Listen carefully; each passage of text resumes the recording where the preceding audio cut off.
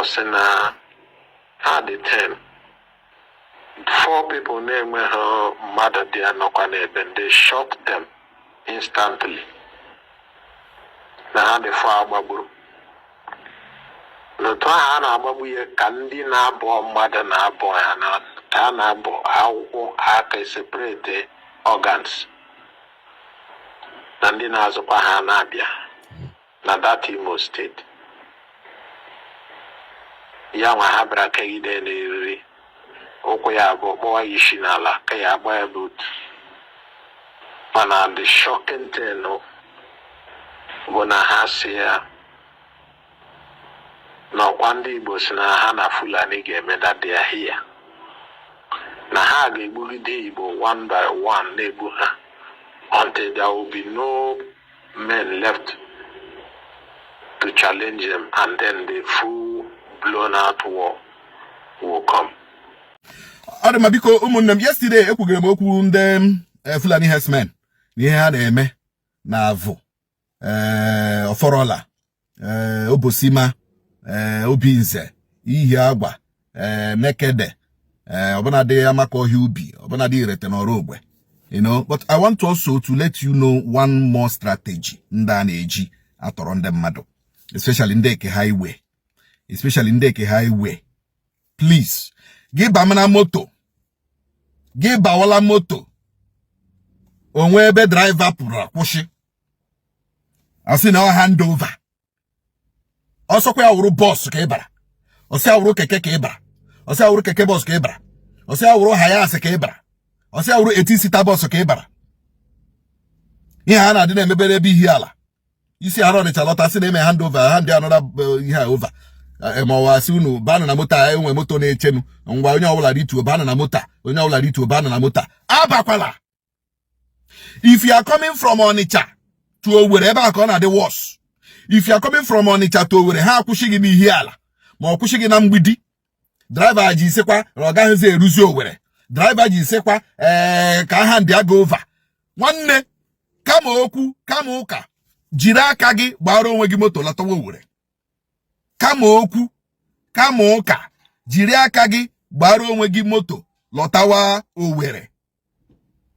Achọrọ m inye gị this tip now. Achọrọ m inye gị this tip now. Asị na ejikwa pụta somewhere, pụta na one junction like that. Driver load unu na park. Awụzi ike bụ unu aga ebe unu na-aga. Probably unu na-aga Aba, ma unu na-aga Port Harcourt, ma unu na-aga Onitsha. Eloducha na moto park. One driver anyara unu vo ruo na one junction like that. Ori tuzie another driver aba ka ọ nyara uzu unu Onitsha, ma ọ nyara unu Aba, ma ọ nyara unu Port Harcourt. Tiwekwe mkpu. Ekwekwala. Ihe awụkwa strategy. Ihe awụkwa another strategy. Evil strategy. Nda use again now. They will drive you inside the bush. Onye ka ha ga hand it over might not be a real good person that will take you to your destination. Only konya will take you inside the bush. Eba se ka ga no. Let me just play this voice. Because him ji nye this tip now, okay, they are aware. So that ki me gene ke they are aware. Kapi wechi, gesi onye gwara gị you are not aware. Please be aware now. It is my duty. It is my duty to make sure that you are aware of the tactics of these criminals. Can they aware their tactics? Hand over. Ekwakwala. Ejikwe load unu na park. Apụtazi na junction. Driver rituo onye ọzọ aba ka eburuzi unu gawa Enugu, buru unu gawa Onitsha, buru unu gawa Aba, buru unu gawa Port Harcourt. Ekwekwala. Now there was this case yesterday. I said I will play a voice note. Keno ihe one man, a pastor atorola, kwuru ebe atorola ha je along this Owerri Onitsha road. Owerri Onitsha road, very bad road. Very bad road. Manaka, can you play on this voice note so that you will also be aware of what we are saying? But the voice note about what the pastor said. The pastor said had the 10. 4 people named her mother there and they shot them instantly. Now the father group. n'otu ahụ a na-agbagbu ihe ka ndị na-abụ mmadụ na-abụ ya na a na-abụ akwụkwọ aka separate organs na ndị na-azụkwa ha na-abịa na that Imo steeti ya nwa ha bịara kegide n'eriri ụkwụ ya abụọ kpọwa isi n'ala ka ya agba ya boot. Mana the shocking thing bụ na ha si ya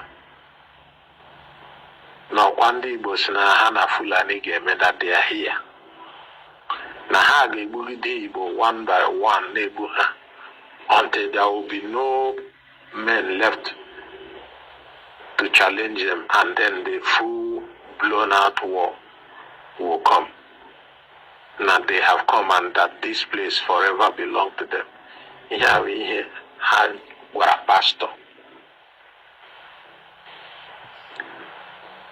Then pastor Abraham also there is a camp, existing camp. Here already had less than 300 men. Not less than 300 men.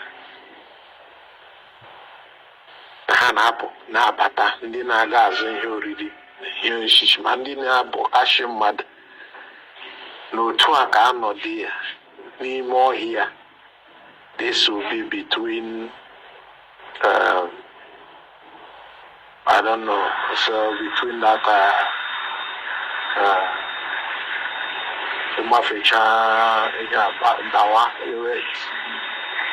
this thing happened in those on nature roads, as they said.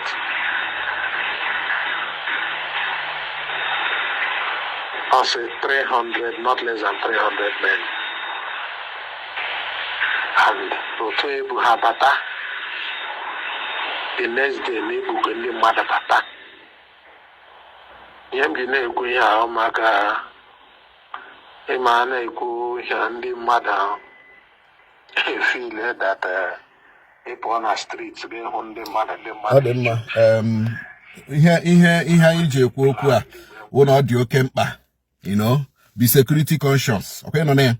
Yeah, a pastor at KIDNAP3RS on each over the road here. Ebano kwaha 10 million. Wo abama ko here over here. You know, on each over the road here, the very, very, very, very, very dangerous. So, emara mote na abe na aga Onitsha. Marodiri mote na aba. Marodiri mote na aba. And I will keep saying it. And let me tell our people, if you don't protect your land, strangers will occupy. And the strangers will not just occupy, they will occupy it after they must have buy all of you. That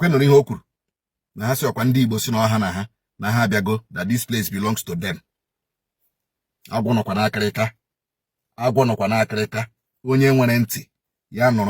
If you not like, make una allow them. Hana bata, jiri ha mewe get man. No, pawaha habia wara go lo, habia mebere gi kimbom. Mba habia tiwere gi zinc. Pawaha, no, pawaha employ them as a your gate men. No, employ them now. In Robodo Igbo, employ them. Ka ha norozi anu logi.